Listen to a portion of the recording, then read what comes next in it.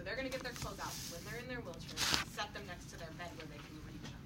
Okay, so this is going to be my bedside table over here. All right, so when I get up in the morning, first thing I'm going to do is get ready to get dressed. So I've got my clothes out already, but I'm not going to be able to get up into sitting from this position. So I need to roll. Okay, so now remember, I've got flexion here and I've got extension, but I can't get up like this at all. So I'm going to get my arms locked into this position.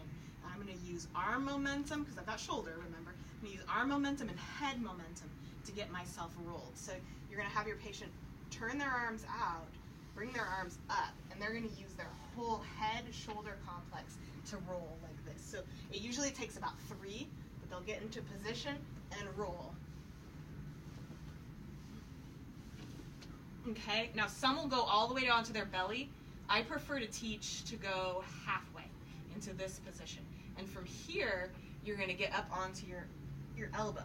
And it's okay if your legs come over, but you're going to bring your arms up, and you're using shoulder to pull yourself up onto your arms, like so. Okay. From here, there's multiple different ways of progressing. One method is to walk your elbows around towards your legs. So you're going to use this method to come around towards your legs. And I'm cheating because it's really slow to do this. And then you take your arm and hook it here. Now, obviously, I'm using shoulder extension to get my arm back, but you hook, and then you use the tenodesis, the wrist extension, to bring yourself up. So that's one method, okay? So that's Hold on. That was shoulder extension into tenodesis. Yep. So that's one method you can use. The disadvantage to that is it's really hard on the elbows, and as you recall, skin issues are huge, and so if you're doing a lot of dragging, and that's not an easy area to inspect unless you're using an inspection mirror, that's a major drawback for that. So that's one technique. So the other one, once you're up on your elbows, what you can do is flip yourself over into this position. And the way that works is the patient needs to have developed a lot of shoulder strength. So they're using shoulder abduction, horizontal abduction, and some shoulder flexion as well. So this is heavy shoulder, even though it looks like you're using more lower arm movement. In my case, I am. So you're going to get into this position, and then they actually use the ball and socket joint and flip themselves around into this position, okay? So they get into this position, and if they're a C5 and they do not have good elbow flexion, they're going to use momentum at this point. They rock up and flip their arm back. So you've got almost a hyperextended elbow here. And then they push over and fling this arm back, so it would look like this. And they get into this position here. And then walk their arms up. And this movement, instead of pulling their arm forward, they're doing a shoulder elevation and depression and walking themselves up. Okay? Any questions on that? All right. So from here, this is where they're going to get into position to do their hands. They're going to actually push themselves forward so they're hanging over their hip complex here. So this becomes a balancing act. It's a lot of practice because they can't use any of these accessory muscles to balance themselves. They are just finding their center of gravity and using what's remaining of their structure to kind of hang over their hips. Okay? So at this point, they're going to take their pants and bring them down here. And one thing to remember is that the loose joint complex is going to be key for them. So if they're really tight in the shoulders, and some of them will be at first either because they weren't very flexible prior to injury, or they haven't atrophied a whole lot, and so they're still really tight in this area. So you may need to do some stretching and loosening to the shoulders in order to be able to get into some of these positions. Because as you can see, I need to be really open through this area in order to get my arms back and behind me. So that's a really important key to this whole thing, is checking that out. Now, I don't know if you guys talked about this, but you talk it all about hand stretching. We did the The gliding, yes. tendon gliding. Yeah, so with spinal cord injury, you do stretching and range of motion. The one place you want to be extremely careful is the hands, because if they do have tenodesis and you stretch them out, they will lose that. So you actually want it's the one situation where you want to keep a certain amount of tension and tightness, because if they lose that tenodesis, then they lose a lot of function. So just as a heads up there. So that was a little aside. So once they get into this position, then you're using shoulder elevation and depression, horizontal ab and abduction, and then, of course, your tenodesis to maneuver your clothing.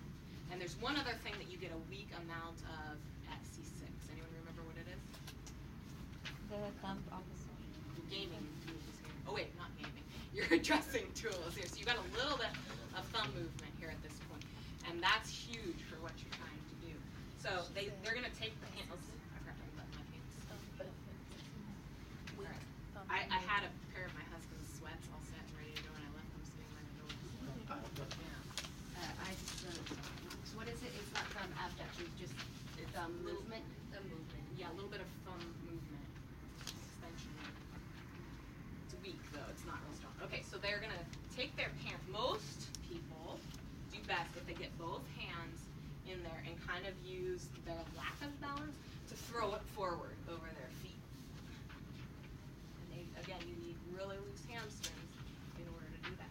Now there's two techniques from here. I've seen patients be able to rock back and just whoosh, pull them up. It's pretty impressive. Most of them need to do something else. So to get the leg up so you can get it under your heel, what a lot of them do, let me move that so you can see. A lot of them will hook their arm and use that wrist extension to pop that foot up just a little bit. Then you can use your biceps or that elbow flexion to pull up a little bit. And then you do the same thing on the other side. And you're definitely using a bilateral and counter movement with your two arms. So lift up and pull. And then it's just a matter of, so it's a lot of wrist extension, pulling and pushing, trying to get your feet through. And I got all twisted. How much time does this routine usually take? For someone that's practiced at it, usually 15, 20-ish minutes, give or take. If they've done it for quite like a couple of years, they can be pretty fast at it. If you are teaching it in a session, this is going to take a good hour with your help. And you're going to start with maybe the rolling aspect. Once you get the rolling down, you go on to the how to get your arms in under you. So you really break it down. You don't teach this all in one session, because there's no way you're going to master it all. So even someone who's experienced it still takes 20 minutes to put their pants on. Yeah, I don't know. Have you seen No, anyone I would say that's do it probably much pretty faster? average. But that's just pants. That's not socks, shoes, shirt. So you can see how it's exhausting. It's the first thing we do in the morning, and we take for granted, right? Getting dressed, putting pants on, putting shirt on, but Seems like it takes. And they have respiratory dysfunction as well, so. it's a Because lot they don't of have work. full diaphragm and Right. Okay, so I'm going to speed this up a little bit for the sake of time. But as you can see, it would just be a matter of continuing wrist extend, elbow flexion to work it up. So it takes a lot of time and effort, but I'm going to speed it up here. Okay, so once you get it threaded on this way, two techniques for this. One is a flop back and pull up. That is dependent upon the surface the patient is on, how safe that is, and do they have any sort of orthopedic restrictions where a sudden back movement might be really unsafe for them. But that's one. Another is to go down onto the elbow, which is what I'm going to demonstrate. You can demonstrate for you because it's a little bit harder. So that is kind of a controlled loss of balance onto the side, and then you're using shoulder and wrist to pull it up over your hip. Okay, and you get it up as much as you can, and then you go back to the rolling. And you really want to encourage them to use their head, because that really helps with momentum. And same thing over here. Ugh, I lost it. Use the elbow and the wrist to get it up. And then you've got your pants on. Okay. Easy as pie. I'm hopeful that if I were ever in that situation, maybe I would learn a tad faster just because. Probably. But I would encourage you guys to practice this once or twice at least, because if you're ever in a position to teach this, your willingness to demonstrate and kind of go through this when the patient is huge for that. Rather than just standing there, so if you no. It means a lot to them that you are willing to get in there and demonstrate some of these, and that you understand how difficult this is. Do you think that would be more beneficial of like you going through it while they watch, or like literally you guys are laying by each other and then working through it together? I've done both. Okay. I've done What do both. you find more? It just depends on the patient. So this is rarely a first session, rarely ever. Right. As a coda, it might be for you because you're filling in and jumping in, but typically you'll establish some rapport with the patient first, so that you have some idea what that patient needs and where they're coming from. So those are really good questions. Quickly on the socks, there are 2 techniques for this. Most of them have really loose hamstrings by this point, but by the time they ever get to socks, and so they'll usually just hang forward like this. And so to get the socks on, they're going to use thumbs, flop forward, and then just a lot of going up, a little bit of lift, and so it's a lot of just hooking the thumb. And if you watch on YouTube, look up some of the videos, and you'll notice some of them, it almost looks like they have hand function. They're so skilled at using that thumb and that wrist. You could swear they almost got a function. It's pretty impressive. And then shoes, that's just a matter of looking to see what their needs are, how big are their feet, how thick are their feet. There's a lot of variety. You can do a pull-on, you can do, some of people just use the fuzzy socks with traction. It just really depends on what their needs are. One of my really good friends is married to a C5 pod, and he just designed and was marketing a set of shoes. They're called Billies, if you want to look them up online. And the top has this really cool zipper pull. You hook your thumb in it, and the entire top zips off, and so it lays open like that. You just set the foot in, and then zip the top right back on. Can you spell that? Billies, Like the- like the billy goat. BILLY. So really cool. They started marketing them last year. I tried on a pair and they're pretty awesome. That's so cool. And the idea for them is to market it to a wide variety of people, like your kids who can't tie their shoes and that sort of thing. But the concept, they were designed for a C5 pod. What is the point of shoes other than normalization? Grip For? and for your feet. Just to be able to have your feet with your extended. so with transfers, you are still using your feet for support. And so even though you're not lifting on them, you've got a little bit of push against your legs. Also for protection, because if your toes are banging against something, the lack of sensation, you can't feel if you're hitting things, and so it helps protect your skin. There was actually an older fellow in one of my field works who had that lack of sensation in his feet, and they were all bandaged up because he would accidentally run into the wall when he was like going beside his bed, and they were all sorts of bloody and infected, and he didn't even know. Right, and as you remember, lack of circulation. Your circulation is not as good, and so healing is slower, and so there's some things that kind of limit diabetes, even though they're not necessarily. So skin protection is huge. It's once they gain a sore or an ulcer somewhere, it can be really hard to get them healed. So those are the reasons for shoes. Although again, some people don't use them because they are so difficult to find a technique and deal with it. So one major difference, as I mentioned, is that a lot of them use the hang off the hips technique. The reason for that is, I don't know if you remember, but for the paraplegic dressing, you pull the legs up and you dress this way, so it's a lot less energy intensive. But this balance as a quad is really hard. We just found a video in there of a C5-6 quad doing this, but he's been injured for 20 years in this. So it took him 20 years to get to the point where he could use this method and balance in this position, because you've got no sensation to tell yourself how much you're weighting or unweighting your trochanter. So this is really, really hard. It's something that could help that, almost like a body pillow or body pillows. Like just have something for support next to them. Would that help them? It can, and a lot of them use hospital beds, at least for in the beginning. So the progression for this, typically you're going to start with mat movement and rolling. That's the foundation, and you move into long sitting. And can the patient tolerate long sitting? Can they balance in long sitting? This is long sitting. This this is long sitting right here with your legs out in front of you. So you're gonna start with that and work on that before they're ready to do lower extremity dressing. Once they've mastered that or gotten more comfortable with that, then you'll move into the dressing techniques where it's a little more complicated. How do you do that? I mean, you get it with them on the long, did you mean like long sitting, that's what you're working on first? I'm sorry, I'm not sure if I understood the question. The tolerance. Yeah, so how do you build that up with them? Is just by doing this and doing activities in this position? Right, so you might do some sort of task that would strengthen wrist extension, like you could get a game out where they can use wrist extension on a table to kind of flip. So it's building their tolerance. Most of these patients have been in supine or some sort of striker frame for a long time, and so their blood pressure might not handle sitting up. There's a variety of factors that cause this. A lot of them are in pain, a lot of them have spasms. So getting to the point where they can sit like this long enough to even attempt lower extremity dressing is a chore in and of itself. And so those are the things that you're going to be looking at as you move this direction.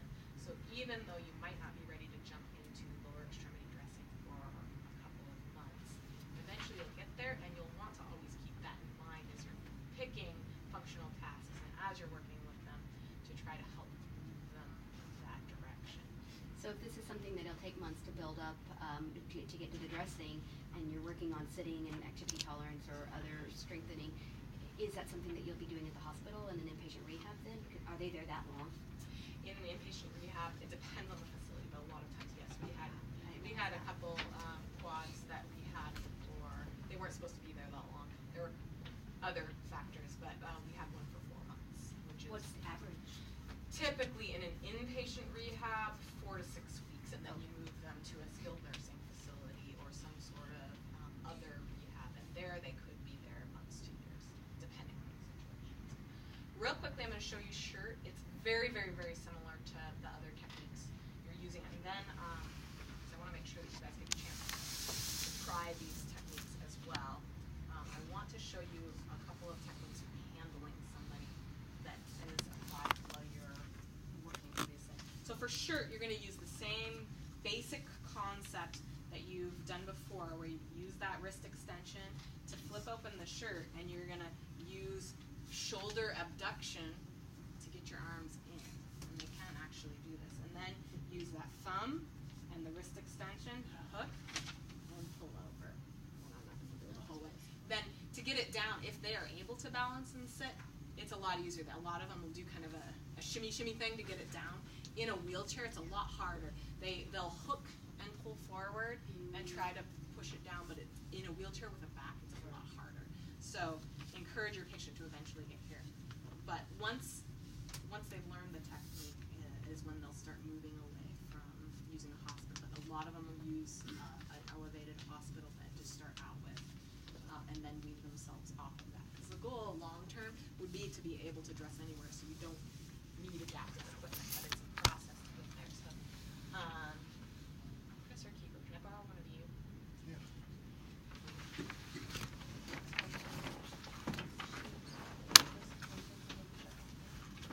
Go ahead and lay down.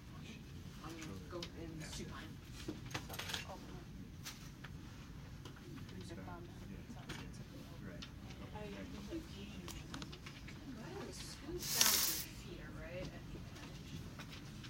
Okay, the reason I picked them is because some of us are small.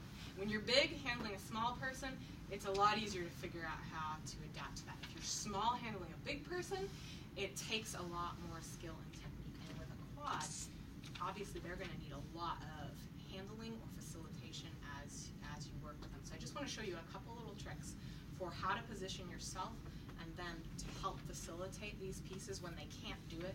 Rather than letting them just struggle through it and fail, you let them do the effort that they can, and you facilitate and assist so that they actually do accomplish the movement, and then you back off and do less and less and less assist to where they can move themselves. So, Chris, we're going to be working on rolling so that you can get over your side. So you're not injured for the moment, so scoot that way just a little bit. Okay, now you're injured. Now you're injured. So if I had to move him over there, and I get up on the mat with them, and I spend a lot of time. I don't know why I put my shoes on. Etiquette, don't wear your shoes on. So So if I had to move him over, I would be moving his hips and I'd scoot him right over, just like that, like shoulders. And so you do sometimes have to get in there. I hate to use the term manhandle, but sometimes there's a little bit of that involved. Just don't call it that. So okay, Chris. So we're going to be using momentum and the muscles that you do have to get you rolled over. So I'm going to help you move your arms. What you're going to do is keep your arms palm up. And you want to use a lot of layman's terms. Don't use your ANSHI vocabulary with them unless they want to learn the proper terms. It's just too much. Okay? So you're going to try to keep your elbows locked into this position, and you're going to use momentum to swing this way. So we'll count, and you're going to bring your head along with you. Yep. So roll as best you can. So there's one. You're gonna, when you can, try to roll over onto your side or onto your tummy. Good. Okay? And so you're right there helping facilitate the movement and helping with balance, because he could easily just keep right on going. So you want to make sure you're here so that he doesn't feel like he's going to go flying off that mat. Okay, go ahead and bend your elbows. So if I were going to this next stage, okay, Chris, we're going to get up on your elbows. So I want you to try to roll up onto your elbows. Okay, so you're going to use momentum to get up that way. So you're going to actually facilitate. So I've got a hand on his shoulder, hand on his hips, and I'm helping him roll up and feel stable. So thanks. You're good. That's all. So those are just some techniques for getting right in there with them, making them feel secure, and you'll get a feel for it as you feel them moving of what they can do, what can they not do, and how much do they need hands-on.